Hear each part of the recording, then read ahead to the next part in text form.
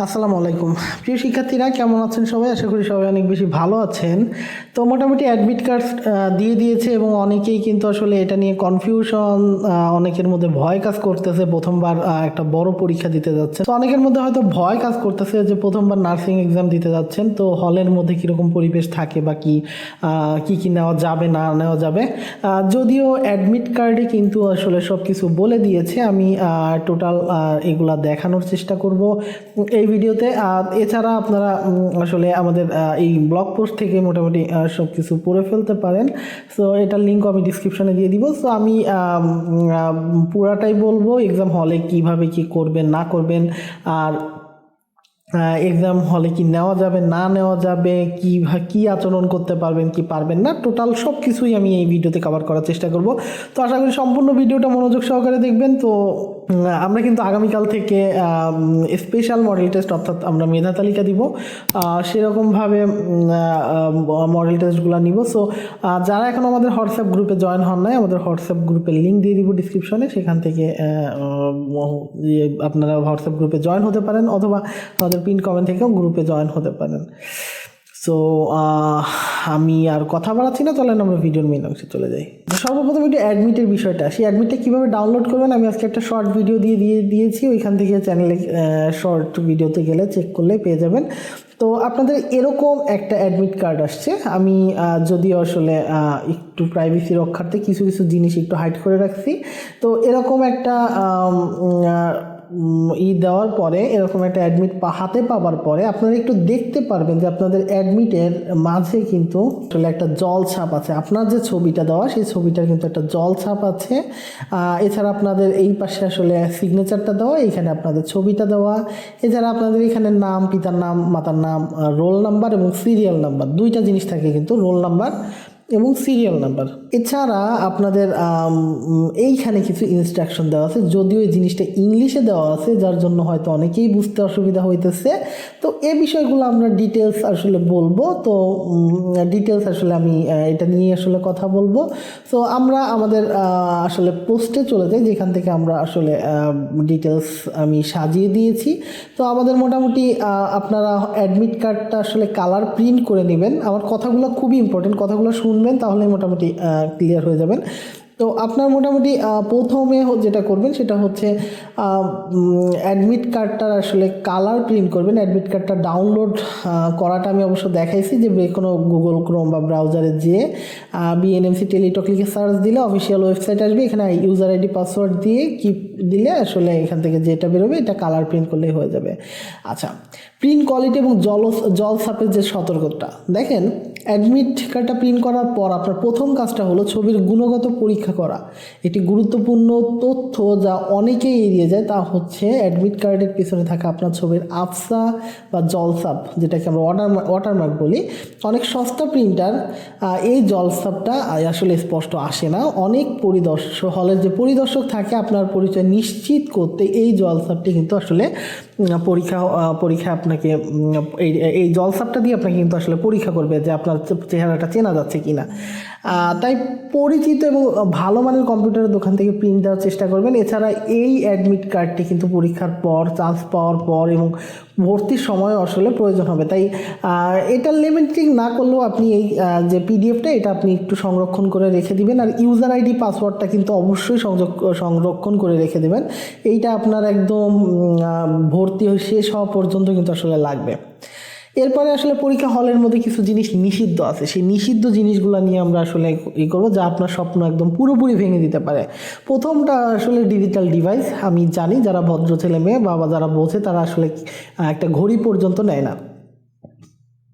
তো এখানে কিন্তু আপনাকে স্মার্টফোন, ডিজিটাল ঘড়ি, অ্যানালগ বা সায়েন্টিফিক ক্যালকুলেটর মানে কোনো কিছুই আসলে এখানে নিতে দিবে না, সম্পূর্ণ নিষিদ্ধ। অনেকে মনে করে হয়তো একটা ঘড়ি নিয়ে গেলে হয়তো কিছু হবে না, কিন্তু ডিজিটাল প্রযুক্তির এই যুগে আসলে ঘড়ি ছাড়াই আসলে হলে আপনার প্রবেশ নিশ্চিত করতে হবে, এবং প্রত্যেকটা হলেই আসলে আপনার দেয়ালের ঘড়ি থাকবে, মানে দেয়াল ঘড়ি থাকবে। আচ্ছা, ভেন্যুর ব্যাপারটা আমি একটু পরে বলতেছি, ভেন্যুর বিষয়ে আমি একটু পরে কথা বলতেছি। আচ্ছা, এইটা কিন্তু খুবই ইম্পর্টেন্ট জিনিস, কান অনাবৃত রাখার একটা কঠোর নির্দেশনা আছে। মানে বিষয়টা হচ্ছে আমরা যথেষ্ট ধার্মিক, আমরা অনেকে হিজাব পরে যাই।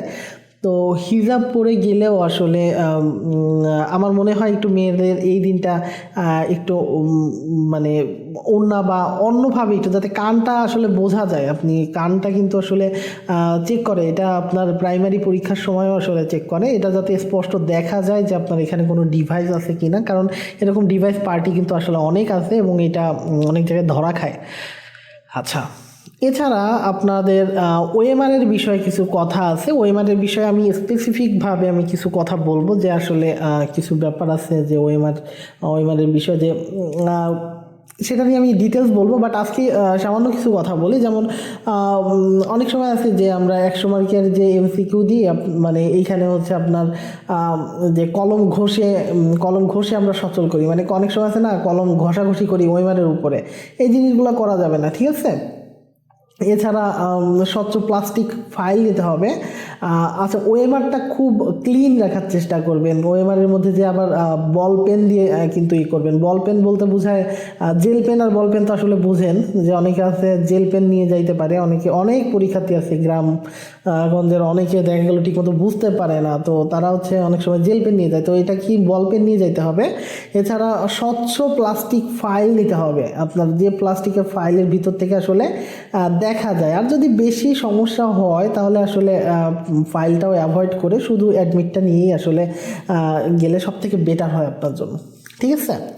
আচ্ছা, আর একটা ব্যাপার হচ্ছে রোল এবং সিরিয়াল নাম্বারটা যাচাই করবেন। আপনারা দেখবেন যে ওএমআরে যে রোল আর সিরিয়াল নাম্বারটা থাকে সেইটা কিন্তু আপনি অ্যাডমিট কার্ডে যে রোল এবং সিরিয়াল নাম্বারটা থাকে এটার সাথে একটু মিলায় দেখবেন।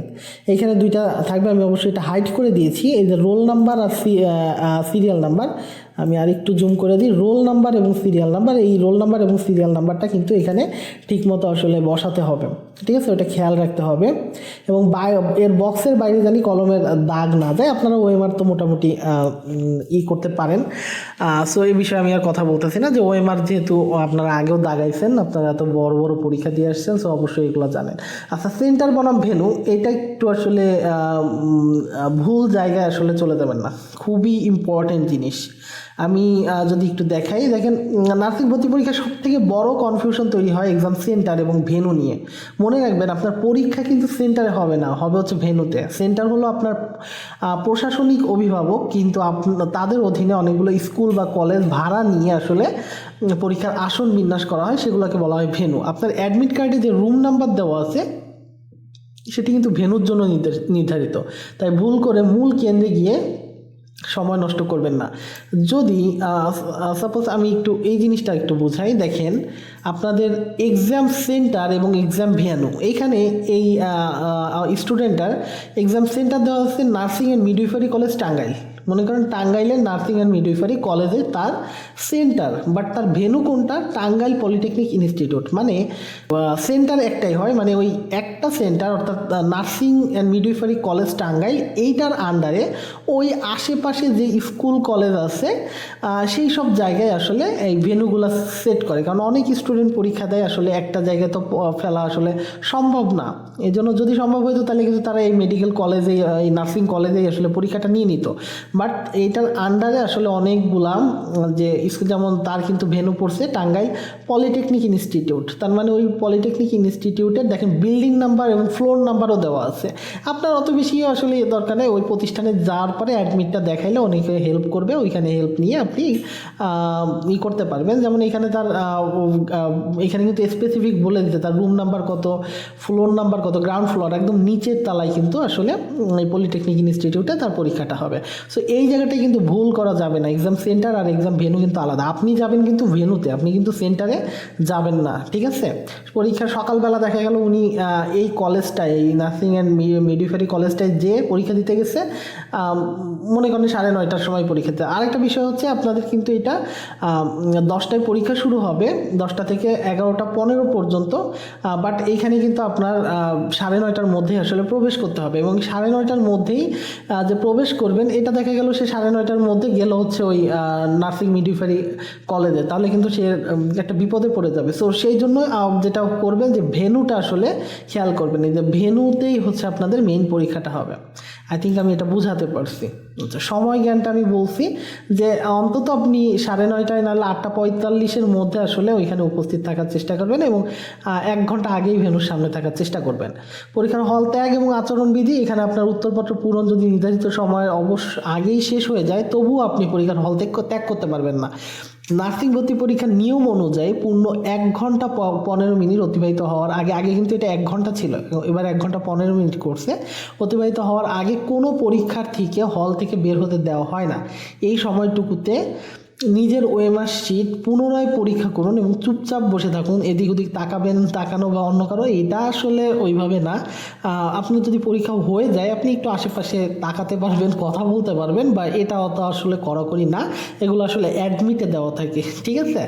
আচ্ছা, তো একটু তো হেল্প আসলে নেয়, আমরা তো একদম রোবট না, বাট আসলে হেল্প কথা একদম না বলাই উচিত, কারণ একটা টিচারের মনে যদি একদম মানে আঘাত করে ফেলেন তাহলে কিন্তু আসলে আপনার দিকেই সবসময় খেয়াল রাখবে, আপনার দিকেই সবসময় গার্ড দিবে, যেটাকে আমরা বলি। সো এটা করা যাবে না।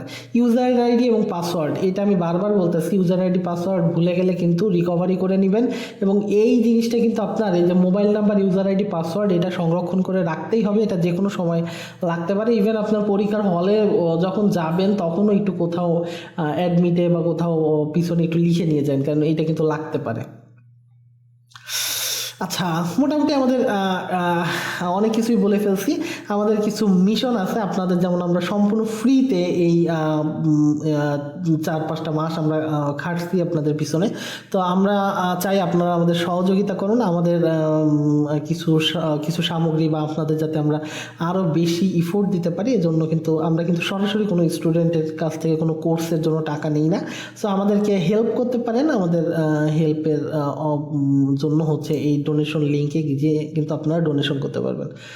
সো মোটামুটি এই ছিল ভিডিও ভালো লাগলে লাইক করে দিবেন, আর আমি কি মিস করলাম সেটা কমেন্টে জানাবেন। আসলে অনেক কিছু আছে তো, অনেক কথা মিস করে ফেলছি, কমেন্টে জানাবেন। তো আজকে এ পর্যন্তই, পরের কোনো ভিডিওতে দেখা হবে, ততক্ষণ সবাই ভালো থাকবেন, সুস্থ থাকবেন। আল্লাহ হাফেজ সবাইকে।